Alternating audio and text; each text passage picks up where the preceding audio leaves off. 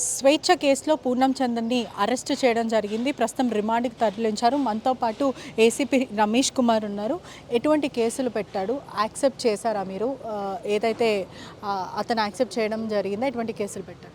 అతని మీద abetment to commit suicide Purnachander మొన్న ఈ 27th రోజు మన స్వేచ్ఛ టీవీ న్యూస్ రీడర్ ఆత్మహత్య చేసుకోవడంలో ప్రముఖంగా ఇతను పూర్ణచందర్ యొక్క పాత్ర ఫాల్స్ ప్రామిసెస్ చేసి ఆమె ఆత్మహత్య చేసుకోవడానికి కారణమైనట్టు ప్రైమా పేజీలో మాకు పరిశోధనలో తేలింది. దాని ప్రకారం ఈరోజు అతన్ని రిమాండ్ చేయడం జరిగింది. స్వేచ్ఛ చనిపోవడానికి ఇది సూసైడేనా లేకపోతే మర్డర్ అంటూ కూడా ఇండైరెక్ట్ మర్డర్ అంటూ కూడా పలువురు చెప్తున్నారు. అసలు పూర్ణచందన్ ఇన్వెస్టిగేషన్లో ఏం చెప్పాడు? పూర్ణచందర్ స్వేచ్ఛ ఇద్దరు ఒక 15 సంవత్సరాల క్రితము టీ న్యూస్లో ఇతను ప్రోగ్రామ్ డైరెక్టర్గా, ఆమె టీ న్యూస్ రీడర్గా ఇద్దరు పనిచేసేవారు. అప్పటి నుంచి మాకు పరిచయం ఏర్పడింది. ఆ పరిచయం ఏర్పడిన తర్వాత మేము కాలక్రమేణా 2015లో ఒక దుబాయ్లో ఒక బతుకమ్మ షోలో కూడా మేము బాగా దగ్గరగా క్లోజ్ అయ్యాము. అక్కడి నుంచి మాది కంటిన్యూ అవుతున్నది. ఆమె పెళ్లి జరిగింది. పెళ్లి తర్వాత డైవోర్స్ 4-5 ఇయర్స్ డైవోర్స్ అయింది. ఆ డైవోర్స్ అయిన తర్వాత నేను ఆమెను నమ్మించాను, పెళ్లి చేసుకుంటానని నమ్మించాను. కానీ ఆమె ప్రెషర్ నేను పెళ్లి చేసుకోండి అని అంటే నాకు భార్య పిల్లలు ఉన్నారు. కానీ అతను తన దగ్గరికి వెళ్ళింది కూడా నేను పెళ్లి చేసుకుంటాను, నేను ప్రేమించానంటూ కూడా ఇటువంటి ఫాల్స్ ప్రామిస్ ఇచ్చి వెళ్ళాడు. ఇప్పుడు అది యాక్సెప్ట్ చేశారా? మరి ఎవరైతే స్వేచ్ఛ ఉందో తను ఏం చెప్పింది? అసలు నన్ను పెళ్లి చేసుకోమని అడిగిందా ఏంటి? ఎక్కడ విడుదలచ్చాడు?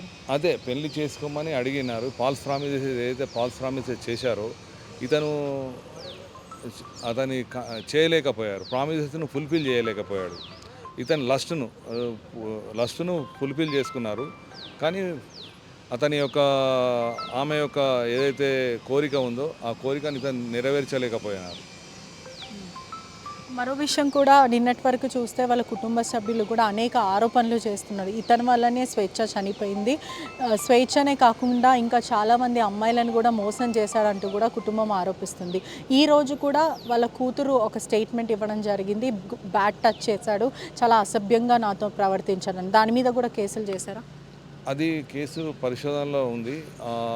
ఏదొకటైతే మాత్రం వాస్తవము. అతని యొక్క అబెట్మెంట్ చేయడంతో ఆమె ఆత్మహత్య చేసుకున్నది అనేది నిర్ధారణ అయింది. ప్రైమా పేజీలో ప్రూవ్ అయింది. అంటే స్టేట్మెంట్స్ ఆఫ్ పిల్లలు కానీ పేరెంట్స్ కానీ అక్కడ ఉన్న సర్కమ్స్టాన్షియల్ ద్వారా ప్రైమా పేజీ ప్రూవ్ అయింది.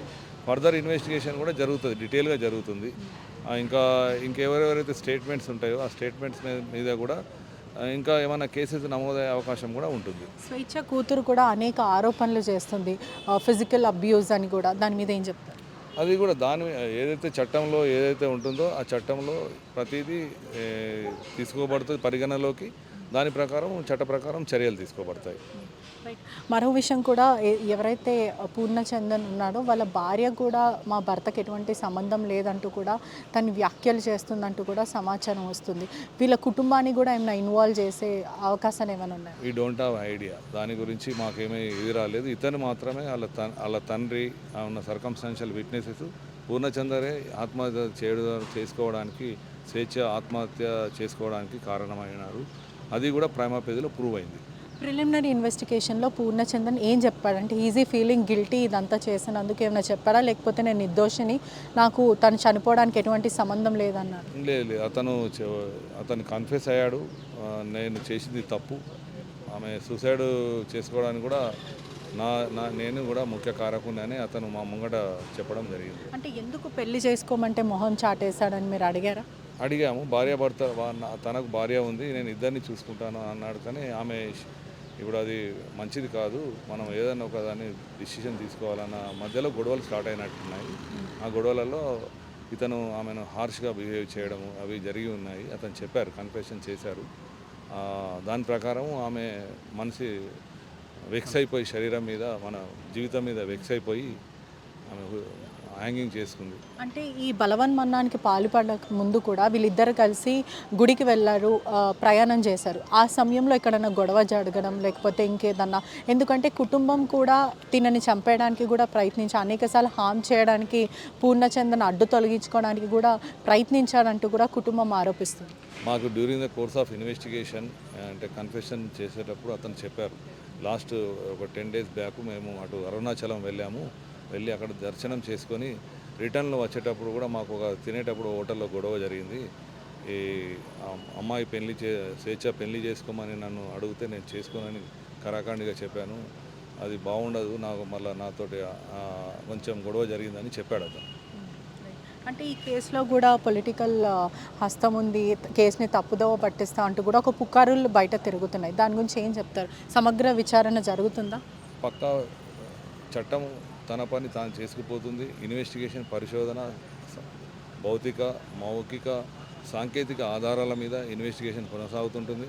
ఆ ఇన్వెస్టిగేషన్లో ఎవరైతే అక్యూజ్గా తేలుతారో వాళ్ళందరినీ చట్ట ప్రకారము 5 విధాలుగా చట్టం తన పని తాను చేసిపోతుంది. స్వేచ్ఛ గ్యాడ్జెట్స్, మొబైల్ ఫోన్స్ ఇవన్నీ కూడా స్వాధీనం చేసుకున్నారు, ఫారెన్సిక్కి పంపిస్తారు. దీనికన్నా ముందు ఏదన్నా తను వీడియో కాల్ పెట్టి మరి అతనికి చూపించుకుంటూ చనిపోయిందంటూ కూడా కుటుంబం వాళ్ళైతే ఆరోపిస్తున్నారు. దాని గురించి ఏంటి, ఏదైనా చాట్ రికవరీ చేస్తారా ఏంటి? అది మేము ఏమీ చేయమండి. ఫోరెన్సిక్ సైన్స్ ల్యాబొరేటరీ వాళ్ళు వాళ్ళ ఫోన్ మనం సీజ్ చేశాము. ఎవరు డిసీజ్డ్ స్వేచ్ఛ గారి ఫోన్ మేము సీజ్ చేశాము. అది ఫోరెన్సిక్ సైన్స్ ల్యాబొరేటరీకి వెళ్తుంది. ఆ ల్యాబొరేటరీలో వాళ్ళు ఇన్వెస్టిగేషన్ చేసిన తర్వాత అందులో ఏమైతే వస్తాయో అప్పుడు మళ్ళీ ఫర్దర్గా మేము మీకు అప్పుడు మళ్ళీ చెప్తాం. ఇప్పుడు ఎటువంటి కేసులు పడ్డాయి, ఎన్ని నెలలు శిక్ష పడే అవకాశాలు? అబెట్మెంట్ టు కమిట్ సూసైడ్ అంటే ఒక మనిషి మరణానికి కారణము కావడానికి ఎంత పాత్ర మన చట్టంలో ఉందో ఆ చట్టం ప్రకారం ఆ కేసు నమోదు చేయబడ్డది. అది చట్ట ప్రకారం ఏమైనా ఆల్టర్ చేసే అవకాశాలు ఉన్నాయా? అది investigation during the course of investigation so far అయితే ఇప్పుడు abetment to commit suicide attract అయింది. అందుకోసమే రిమాండ్ చేయడం జరుగుతుంది కోర్టు ముందు. ఎస్, స్వేచ్ఛ చనిపోవడానికి కూడా పూర్ణచంద్రనే మరొక కారణం అంటూ డైరెక్ట్లీ ఆర్ ఇండైరెక్ట్లీ అతని కారణం అంటూ కూడా పోలీసులు కేసు నమోదు చేశారు. ప్రస్తుతం అతన్ని అరెస్ట్ చేసి రిమాండ్కి తరలిస్తున్నారు. కుటుంబం కూడా అనేక ఆరోపణలు అయితే ప్రస్తుతం చేస్తుంది. ఒకటి, మా కూతుర్ని కూడా అబ్యూజ్ చేయడం, అదే కాకుండా స్వేచ్ఛని కూడా అనేకసార్లు పెళ్లి చేసుకుంటానంటూ కూడా మొహం చాటేశారు. అందుకే స్వేచ్ఛ తీవ్రమైన మనస్తాపంకి గురై చనిపోయింది. కూతుర్ని కూడా అనేకసార్లు స్వేచ్ఛ కూతుర్ని కూడా అనేకసార్లు వేధింపులకు గురి చేసి చాలా ఇబ్బంది పెట్టాడు, వాళ్ళకి నరకం చూపించాడంటూ కూడా కుటుంబం చెప్తున్న పరిస్థితి కనిపిస్తుంది.